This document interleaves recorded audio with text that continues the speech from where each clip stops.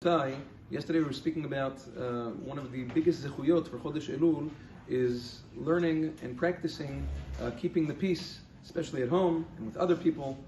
So much so, Agon Chazon Ish says that a person's primary mission in life, very interesting that what he says, he writes in one of his letters, a person's primary objective in life is to make sure to get through life without hurting another person. That's the objective in life.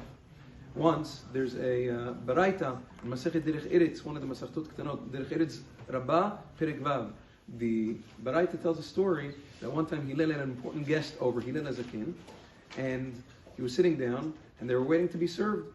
It was time for lunch, and his wife didn't come serve them, and it took a long time. Finally, his wife came and she served them. After the meal was done and the guest left, Hillel Azakin asked her. He said, "Why were you so delayed today?" He said, she told him, "I'll tell you the truth. There was a poor man who knocked on the door, and he said, I'm very poor. I'm getting married today, and I don't have any food." So she said, all of the food that I cooked for the meal and for the guests and whatever, I gave to him for his wedding, and then I started from scratch. He said, "You know what? I was done otach lekav zechut. I thought the same thing about you. I said, for sure you gave it to tzedakah." That's how he thought of his wife. Once, Maran Zechariah told the following story. Very funny. He says, one time there was a Rasha, big Rasha. He was married to a tzaddiket, very good, fine, upstanding lady, and he couldn't stand her. He wanted her to die and go marry somebody else. That's what he wanted. So he came to the Rav of the city, and he said, "Rebbe, I need a segula, so my wife should die." He says, "Why?" He says, "Listen, it's not working out, whatever. I need to move on."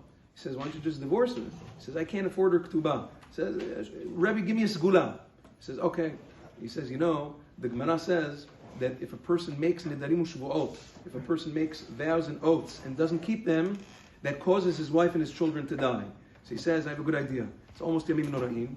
Wait for Yom Kippur, Ptichat HaEchal for Ne'ilah, or Ne'ilah, Kol Nidrei, whatever it is." He said, throw out a number, huge number for Ptichat HaEchal, make the neder, and then don't pay it. And then you'll see your wife, she's going to go. He said, good idea. So he came.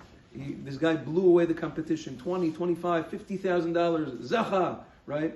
He's Zochay, did Ptichat HaEchal. So it's after Yamim Noraim, Yom Kippur finishes, Sukkot, Chanukah.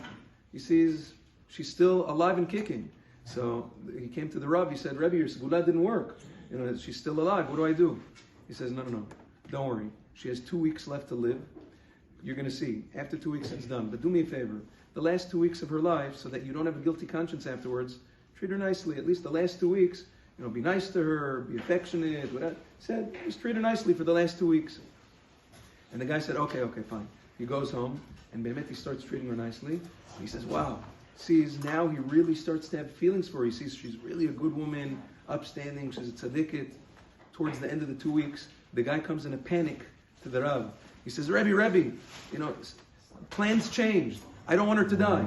He says, now what do I do? He says, I'm sorry, I can't help you. You already made the neder, and you're not going to pay. And he says, that's the way it goes. He says, no, there has to be a way out. He says, there's only one way out.